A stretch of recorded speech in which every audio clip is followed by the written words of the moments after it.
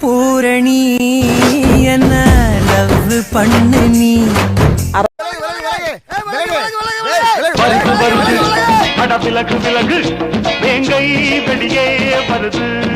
சத்தியத்தை நிலைநாட்டவும் தர்மத்தை நிலைநாட்டவும் தான் திரும்ப மறுபிறவி எடுத்து புதிய பரிணாமம் எடுத்து வந்திருக்காங்க. என்ன இது ரோஹிதா தெரியலாம், அந்த உருவமும் பேரும் வேணா வேற இருக்கலாம், உள்ள இருக்கிற தன்மை அரசோட தன்மை.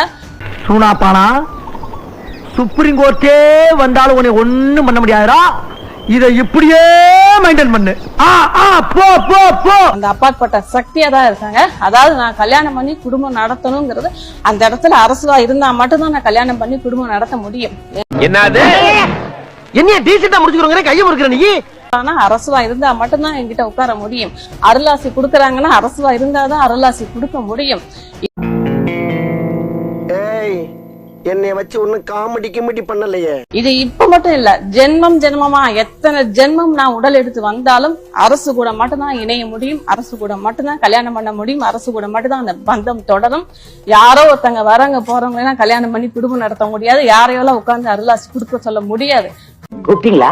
கூப்பிடணும் தான் நினைச்சேன், நீங்க நினைச்சீங்க, எனக்கு தோணுச்சு, உடனே வந்துட்டேன். அதாங்க நமக்குள்ள ஒரு இது. சேனலு எதா இருந்தாலும் அது கொஞ்சம் ஆதரவு கொடுங்க.